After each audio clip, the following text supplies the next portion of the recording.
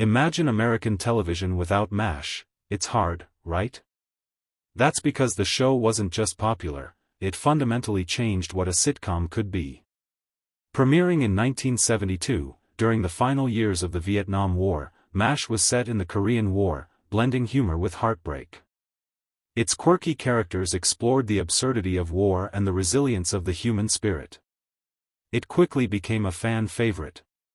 But behind the scenes, the show was constantly evolving. As it delved deeper into social commentary and complex character arcs, tension sometimes arose. Several beloved stars made the difficult decision to leave. Were their exits personal, professional, or due to creative conflicts? The reasons may surprise you. Let's take a closer look at what truly happened. History of MAS*H. A war story told with heart. There's a lot to unpack here, but before we dive in, let's rewind the clock and see how this legendary series came to be. Like many great TV shows, the story of MASH begins not on television, but in a book. In 1968, Dr. Richard Hooker, pen name of Korean War surgeon H. Richard Hornberger, published MASH, a novel about 3 army doctors. The novel was a fictionalized account of his time working in a mobile army surgical hospital during the Korean War. Thanks to its blend of gallows humor, moments of human warmth, and bitter reality, the book became a bestseller and caught Hollywood's attention. 2 years later, director Robert Altman adapted it into the film MASH, a satirical black comedy that was both irreverent and sobering. Starring Donald Sutherland as Hawkeye Pierce and Elliot Gould as Trapper John, the film struck a nerve with audiences, especially as the Vietnam War escalated in American consciousness. It was both a critical and commercial success, winning the Palme d'Or at Cannes and an Oscar for Best Screenplay. But the real cultural explosion came 2 years later when CBS turned the concept into a weekly TV series.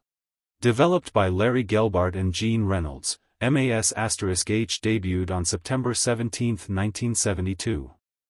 It kept the wartime setting and offbeat humor but introduced a more serialized, character-driven style that allowed for deeper emotional storytelling.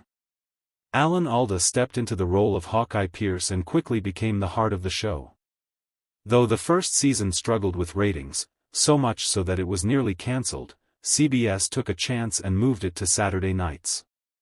The move paid off, and ratings soared. So did the show's cultural impact. It also broke many rules. It was the first of its kind in Hollywood, experimenting with format, using real war footage, and was among the first American comedies to regularly feature the sound of helicopters instead of a laugh track. Alda, who played Hawkeye, later became a director, writer, and creative force behind the series, advocating for more realism and emotional depth. As MAS*H matured, so did its characters, and not all the actors agreed with the new direction. Some felt their roles were shrinking or becoming caricatures.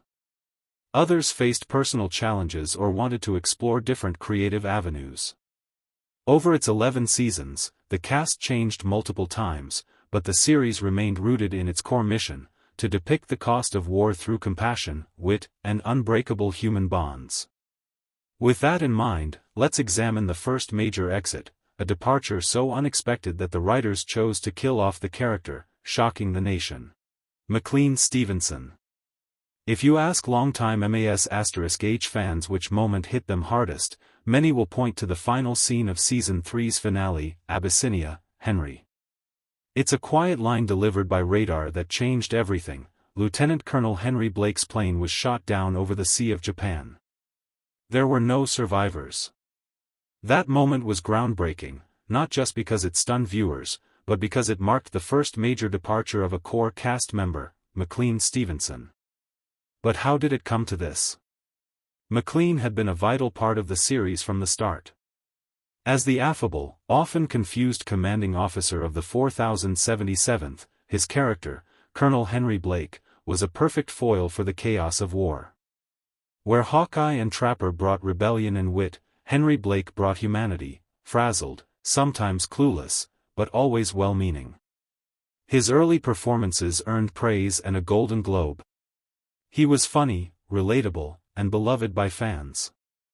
But behind the scenes, relations weren't as smooth.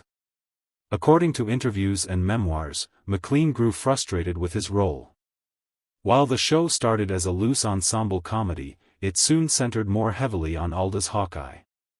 As Alda became more involved in writing and directing, his character took on greater emotional weight.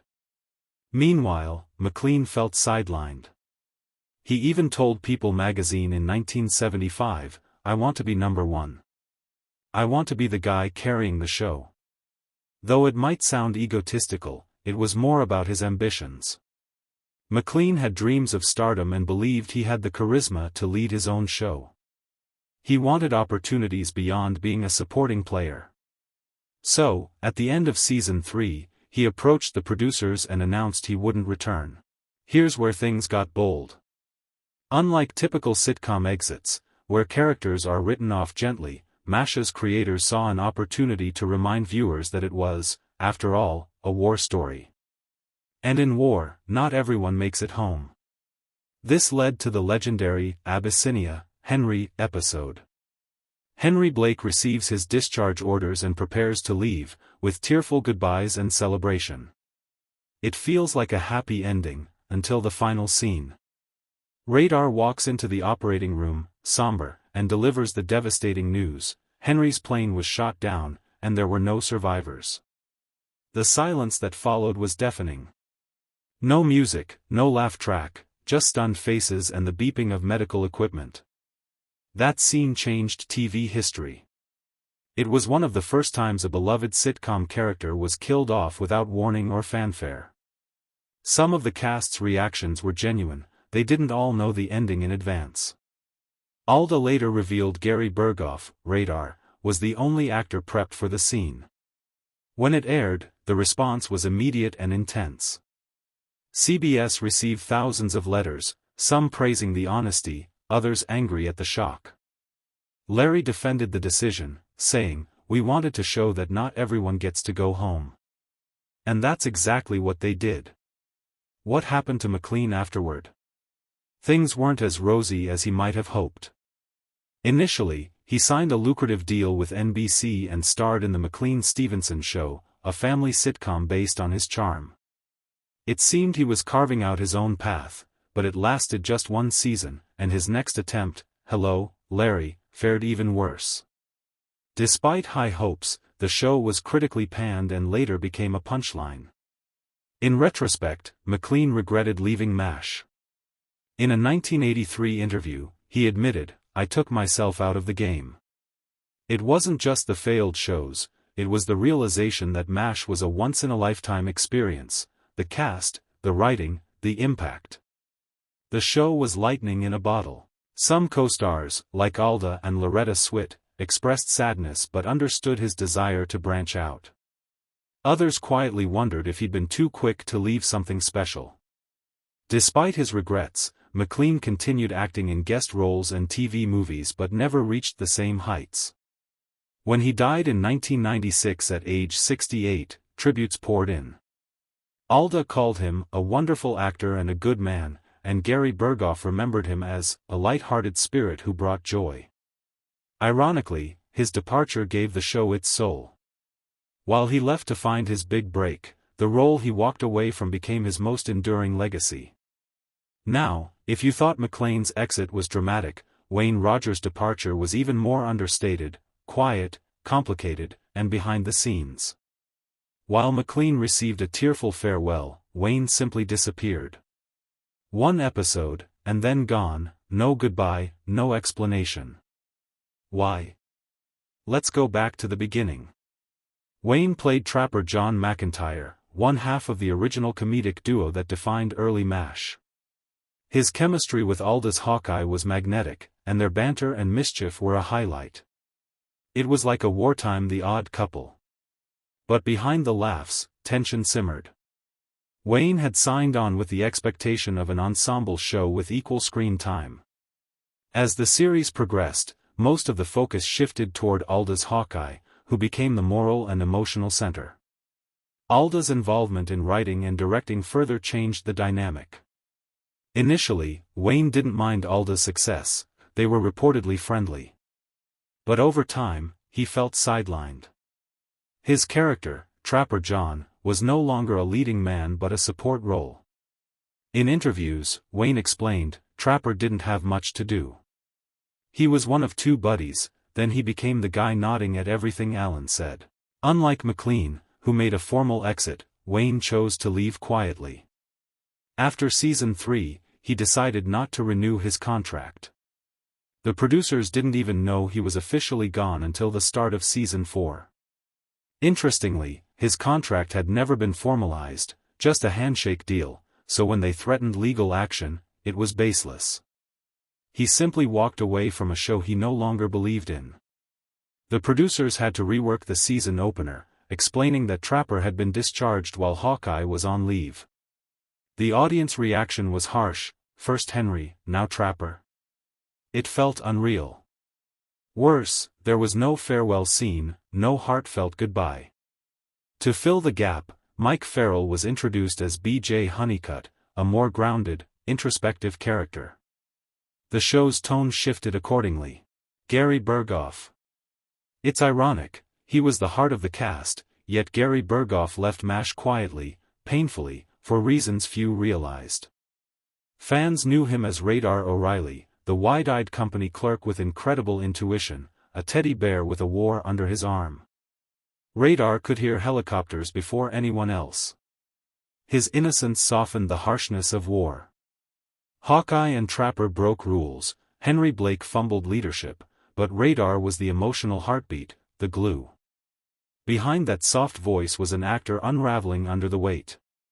Gary was the only actor to reprise his role from the original 1970 film, and he brought a vulnerability to Radar that hadn't existed before. The TV Radar became an icon of lost innocence. By season 7, cracks appeared. Gary struggled personally and professionally.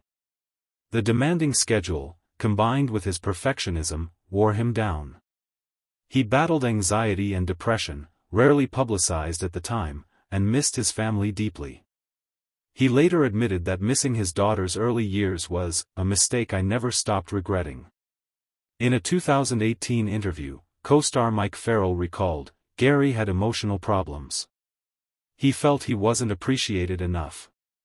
But I think he underestimated how much we all respected him. Contract disputes also arose, he wanted better pay, more flexibility, less screen time. The producers tried to accommodate him but it wasn't enough. In season 8, he decided to leave MASH for good. But this time, the farewell was different, a 2-part episode, Goodbye, Radar, which was one of the most tear-jerking in series history. Radar returned from leave to find the 4077th falling apart. He tried to fix everything but realized it was time to go, back home, to his mother, to his farm. The final scene was nearly silent, Radar walking away, silhouetted against the Korean sky, his teddy bear left behind. That moment felt like saying goodbye to innocence. Larry Linville. It's hard to imagine early MASH without Frank Burns, the rigid, petty, hopelessly self-important character.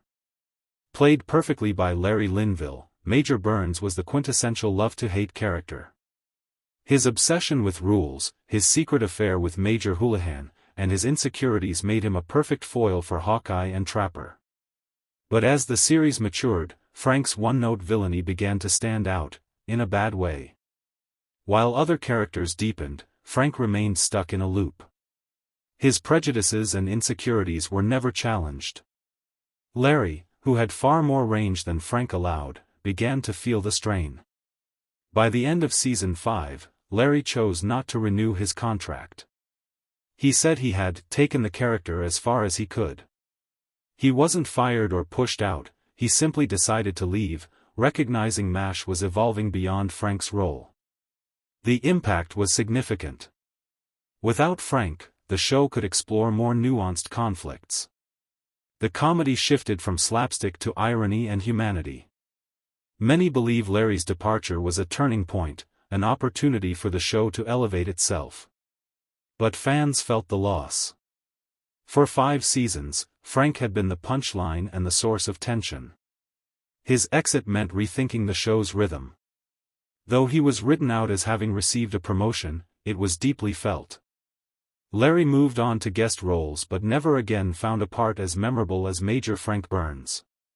His departure also led to another character's introduction: the women of MASH. In a war zone dominated by men cracking jokes to hide the darkness, the women of MASH faced a tougher challenge: being seen. None faced a greater transformation than Major Margaret "Hot Lips" Houlihan, played by Loretta Swit. At the start, Margaret was a punchline, her nickname, Hot Lips, a gag from the original film. She was strict, by the book, often ridiculed. But Loretta refused to let Margaret stay in that box. With each season, she infused her with intelligence, strength, and vulnerability. By the end, Margaret was respected, complex, and quietly revolutionary. Loretta once said, "I wanted her to be a woman of substance." And she was. Margaret became a decorated officer, a skilled head nurse, and one of the few characters to openly question the cruelty of war while performing her duties with precision. Interestingly, while many male actors left MASH, Loretta stayed for all 11 seasons, one of only 4 to do so. Though secondary female characters came and went, Margaret remained, evolving along the way. In a series where war stripped everyone down, Margaret stood tall, and thanks to Loretta, she made sure the women weren't just accessories to the story.